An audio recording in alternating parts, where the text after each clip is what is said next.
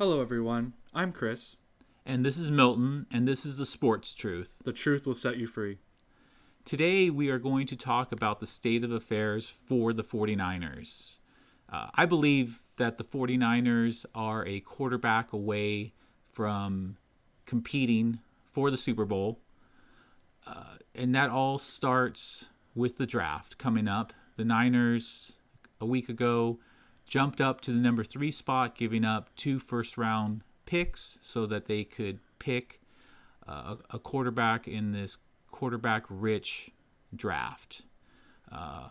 So with Trevor Lawrence and Zach Wilson already gone to the Jags and the Jets, that leaves Justin Fields and Trey Lance, 2 of the better dual-threat quarterbacks in college available. I would take either one. I think Trey Lance has a little bit more upside, even though he did come from North Dakota State. But if I got Justin Fields, that's fine. So why is it that every mock draft that I see is taking Mac Jones? Mac Jones is the 5th rated quarterback according to most of the mock drafts, and he's 32nd overall. So why would the Niners go from 12 to number 3 to choose the 5th rated quarterback, the 32nd ranked quarterback in the draft? This makes no sense. I'm putting this on Shanahan. I can't imagine that Lynch would agree with this. In fact, I've heard there's reports of disagreements among them. But Kyle Shanahan, in his contract, does have the final say of who gets chosen. Now, when I saw Mac Jones' pro day, it didn't look good. I saw Justin Fields and Trey Lance, and their stock went shooting up. And Mac Jones was overthrowing wide open wide receivers, okay? That reminds me of Jimmy Garoppolo overthrowing Emmanuel Sanders in the Super Bowl. So why are we making a lateral movement to replace Jimmy G, who missed 33 games in 4 seasons, with a rookie quarterback from Alabama? I mean, Alabama is not quarterback university. You know, they produce wide receivers, Julio Jones, and who's some of the other wide receivers, Chris?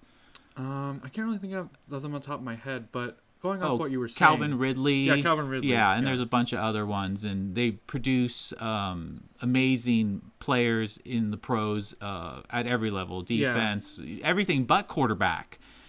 So, but what you were saying, yes, like I said earlier, the reason why Shanahan's probably going for this is because pro-style offense, Alabama. He likes pocket passers because it's a West Coast offense. That's what he runs. He doesn't really see that the talent is much better if he goes with a dual threat. So what you're telling me is that he's not placing much importance on the quarterback position because his amazing run game with his stable of running backs, his defense will take care of everything.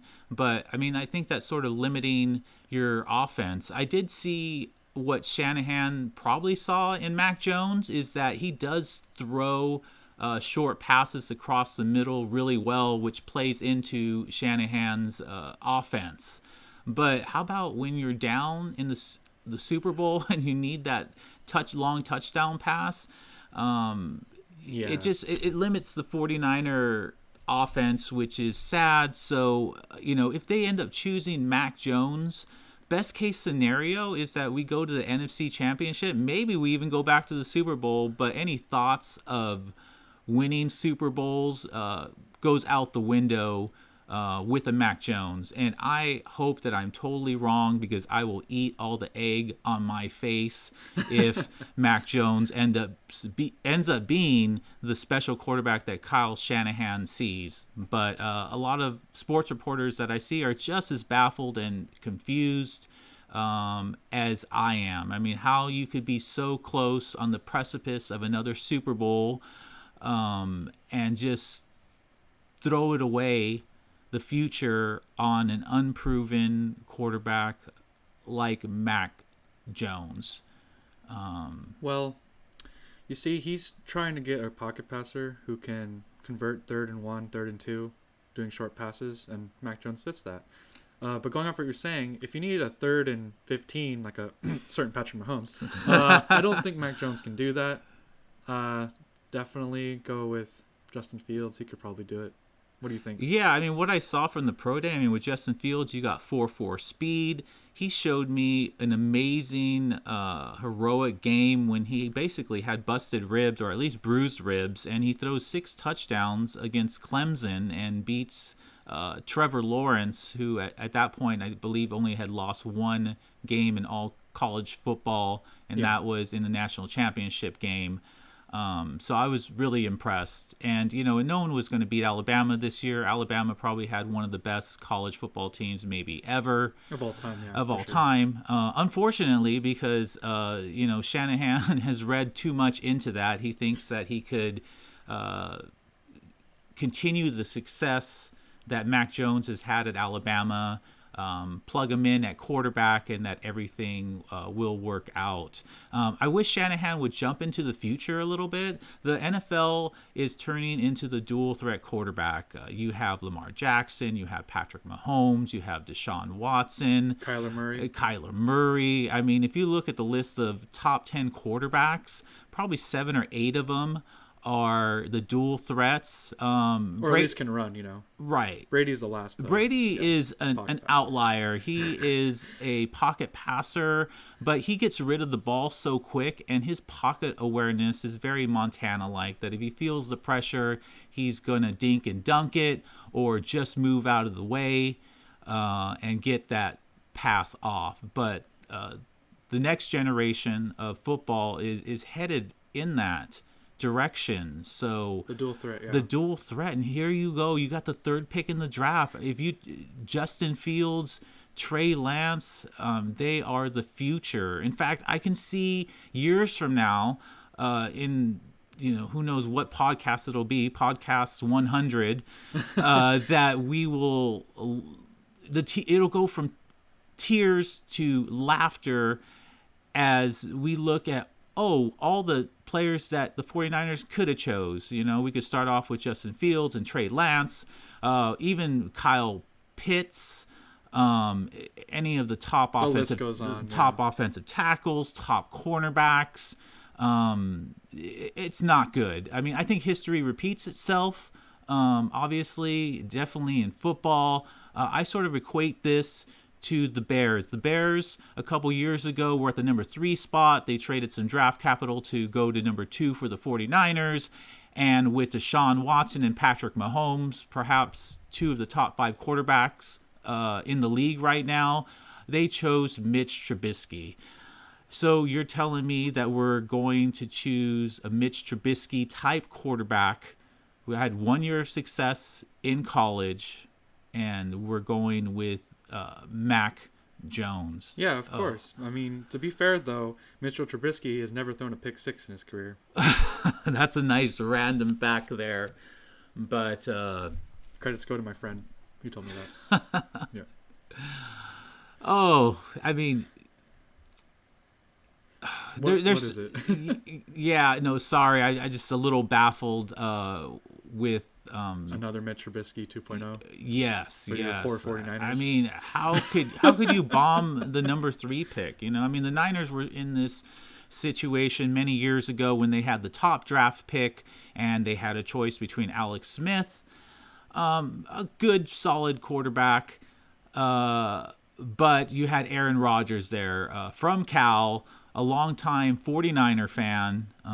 You know, Aaron Rodgers, one of the better quarterbacks of the last... Honestly, of all time. Yeah, you could go into all time. I mean, it'd be nice if you had a couple more Super Bowls. But, you know, this mistake has been made in the past. So... Well, to touch up on that... Yes. What do you think the next historical draft for the 49ers would be? This year or next year? What do you mean exactly? Like when they pull in another Montana. Do you think this is the year? That they... You think if they get the right quarterback, it's another Montana? Is that what you're Oh, saying? Because you said Super Bowl. yeah, yeah. I mean, if you bring in a dual threat quarterback like Justin Fields or Trey Lance, the offensive line has been rebuilt. They re-signed Trent Williams, one of the best left tackles, to a long-term fat contract. Yeah. And it was also a nice signing with Alex Mack, the center, who had a lot of Pro Bowl seasons with Kyle Shanahan, because he is from Atlanta. So the offensive line looks great. In the draft, you could probably pick up a couple more linemen to solidify the line.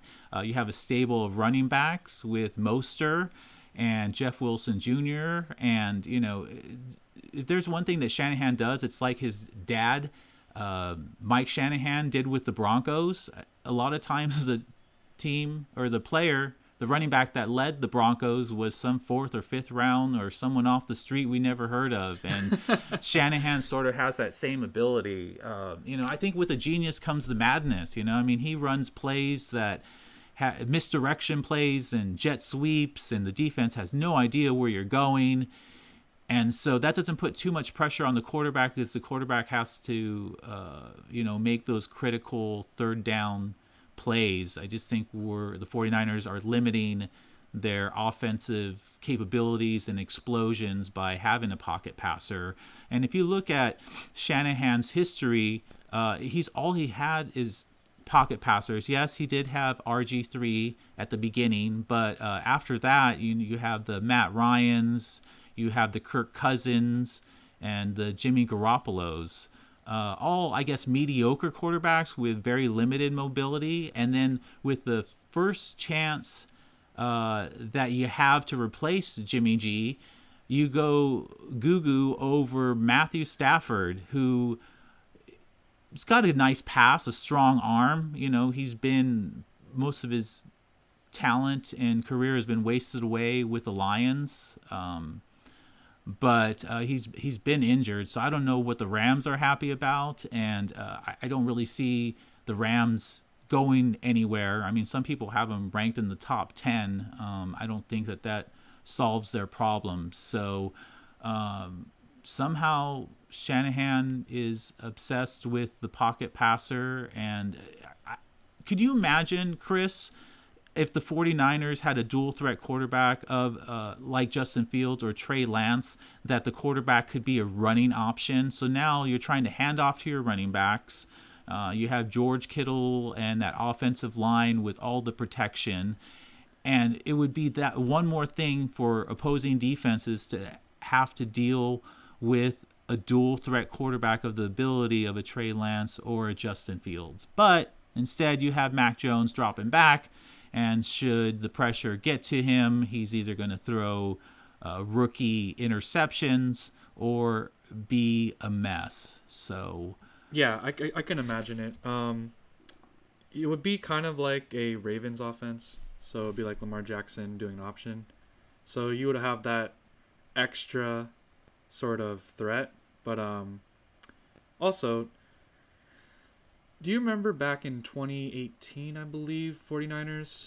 What did they have Jimmy G? I think they did. Yeah, right? they did. They've had him since, I believe, 2017. Yeah. Did you ever think that what would it look like if you had Lamar Jackson on your team? Yeah, I mean that. Wow. Just imagine that. Yeah. Yeah, that I would take Lamar Jackson. How would the Chiefs have done? I would take Lamar Jackson in a heartbeat. Yeah, we know how that Super Bowl went. I mean, the Niners do have other needs. They were able to sign some of their nickel and dime cornerbacks, but were a little thin there. But I honestly believe if you chose the right quarterback with that 49ers offense, they would be able to gain time of possession, and with that front seven pressure that the 49ers would be able to apply to especially Nick Bosa. Exactly, especially Nick Bosa. You have Fred Warner.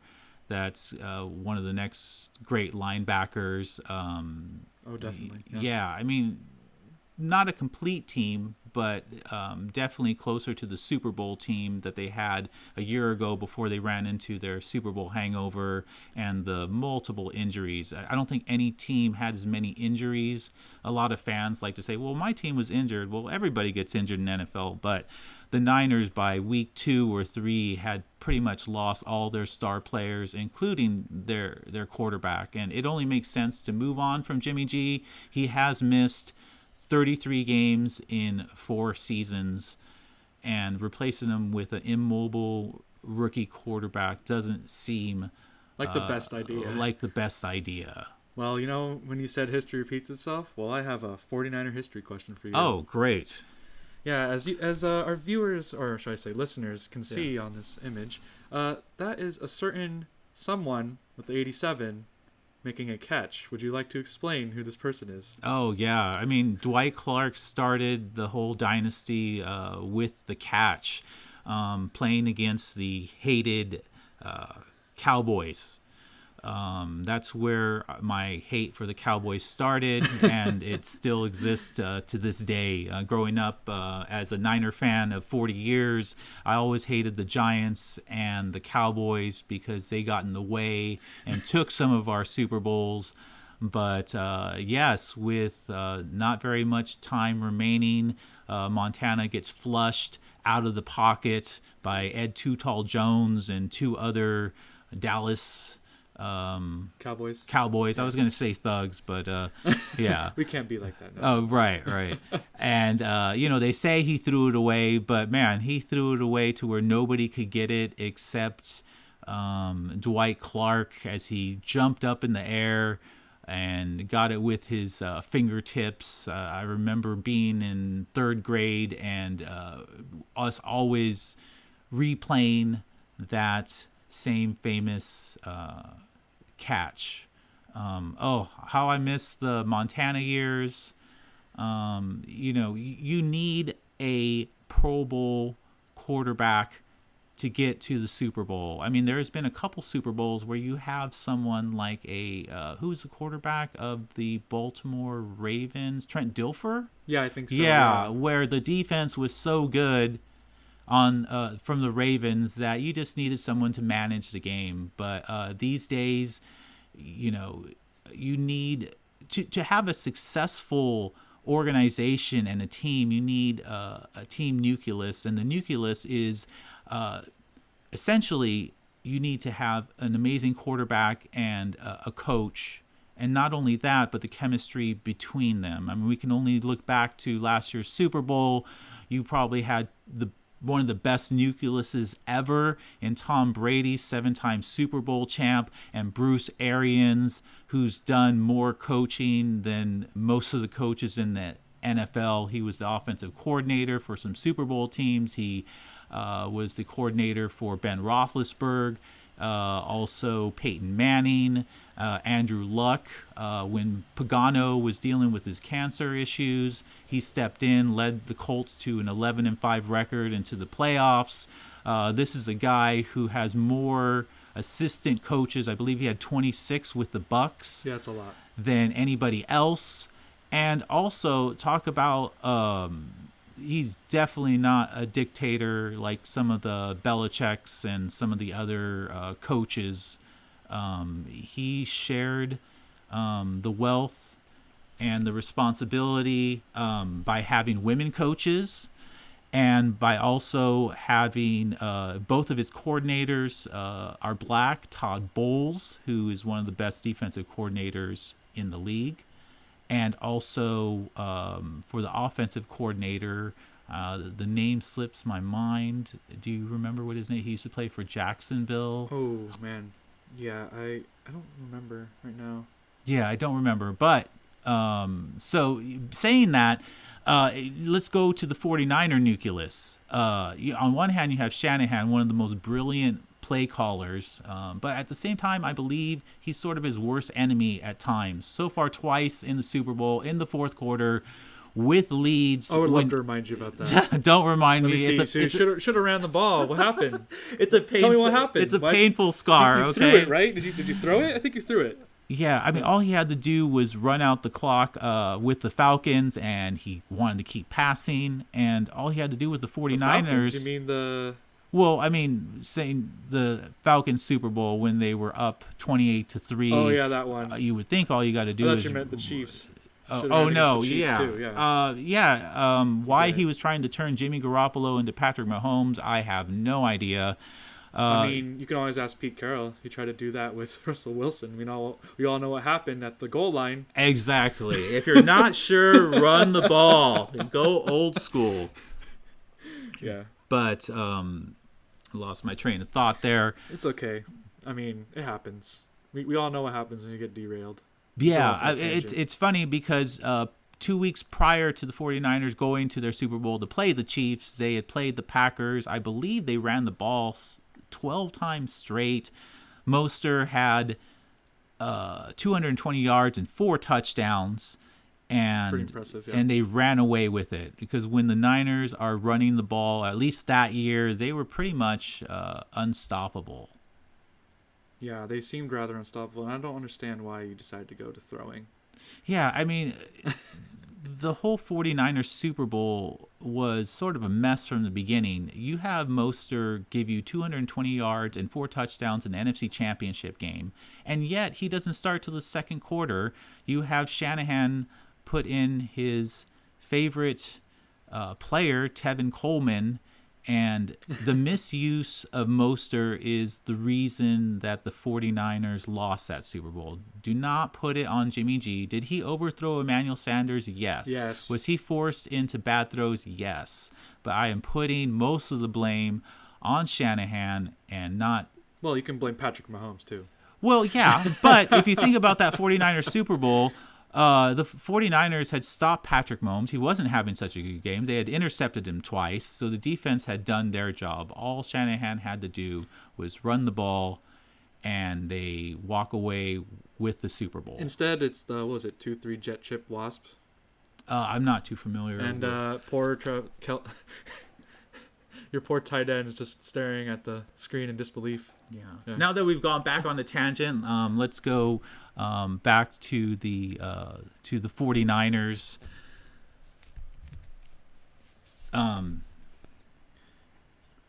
History question? No. Yeah, I think we already answered that. Yeah. So, where do the 49ers end up?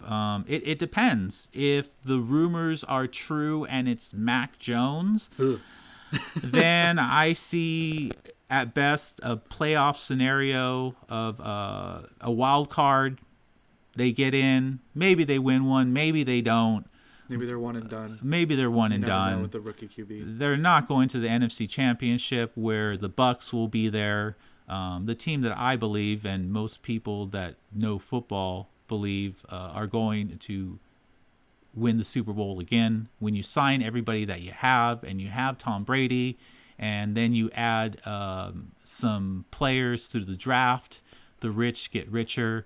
So yeah, it's always the case. Yeah, but if the 49ers, and this is all just hearsay, and they do make the right decision and go for a Justin Fields or a Trey Lance, then I could see the 49ers being in the NFC Championship game. Will they beat the Bucs? No, I don't think anybody's beaten the Bucs this year, but it sets up the Niners for a good run the next couple years because Brady ain't going to play forever. You say that, but watch him play till he's 50. That's my bold prediction. And now we get into the bold prediction section. Tell me your bold prediction about the Niners. Oh, is it about the Niners? I wasn't going to necessarily making it about the Niners because I already told you with Mac Jones, probably maybe 10, 11 wins, and that's being generous. Yeah, that's being rather generous. I'm being realistic with you. Are you going 9 and 7? Yeah, between 9 and 7 and 11 and 5. But what would their record be if they did decide to draft Trey Lance or Justin Fields? Probably 11-5. 11-5, maybe a 12-4. Yeah. They win the NFC West. They have a home playoff game and the potential to go back to the NFC Championship. And then Tom Brady comes and he ruins your hopes that's and dreams. okay. I can live with that. I'm a realist, I'm not 9 years old thinking that the Niners could win every game. I realize what they're capable of, and but for my bold prediction, and I probably shouldn't be saying this because I've fallen for it. I've done the Charlie Brown. And Lucy has the ball, and she's going to pull it from me, and I'm going to fall on my butt. But the Chargers this year are going to win the AFC West. I think that the Chiefs will have a little bit of a Super Bowl hangover as we currently speak about them. They have no left tackle, no right tackle. They did make some nice signings with the guards. I believe it's Kyle Long, and then there's another guard that they picked up from the Patriots. The name escapes me. But so they built the interior of their line. But as far as the Chargers go, their nucleus, because I always look at the nucleus of a team before I comment on other parts of it. Their ownership is crap. I know. The Spanos, they're trying to sell right now. Because there's some disagreement among the siblings. I wish they would sell to somebody, maybe like an Elon Musk or some billionaire, some other rich person that wants to spend lots of money, because the 49ers have been a little bit of cheapos. But so let's go back to the nucleus of the Chargers and why I think that they are a playoff team. They could Justin Herbert. Had one of the best rookie seasons that I could ever remember. Yeah, he was. He did. Joe Burrow had a nice one, but he bowed out early. And who was the other one? Tua. Yeah, which he played pretty well too. Though. But as far as consistency goes, Justin Herbert. So then, who's the coach? Well, thank God it's not Anthony Lynn anymore, who couldn't manage my daughter's 8U soccer team. His clock management was terrible. He didn't go for it when he needed to. So now you're bringing in Brandon Staley, who was the defensive coordinator for the Rams. The Rams essentially 2 years ago had the same defense with the studs of Aaron Donald, the most disruptive force on the line that maybe I've ever seen, and Jalen Ramsey, a talkative but in your face, but he's a shutdown corner. You can put him on an island and shut down your number one. You shut down DK Metcalf. If you shut down DK Metcalf, you're doing something right. DK Metcalf is a beast. He's going to go over the top. He's got Russell Wilson with that arm thrown to him. So, the Rams, they went from middle of the pack defense with essentially the same defense, and Brandon Staley had that Rams team ranked number 1. And carrying that Rams team, because obviously it wasn't Goff that was doing it. So I think if he comes in, Niners on my mind. The Chargers have a 2-minute warning. A 2-minute warning? Okay, here we go. And so they have a loaded defense. So Brandon Staley will take care of that. Hopefully they have the right offensive coordinator in place. And with Keenan Allen and Mike Williams and whoever they add through the draft, they have a potent offense. I would definitely fix that line because Charger offensive lines are horrible for the most part. So who knows? Maybe late in the season I'll realize that the Chargers were just